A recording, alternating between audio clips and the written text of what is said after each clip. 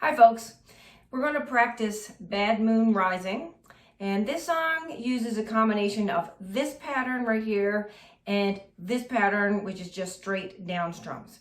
And everything you need to know is going to be right here on the screen.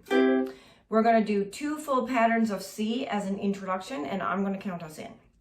1, 2, 3, 4.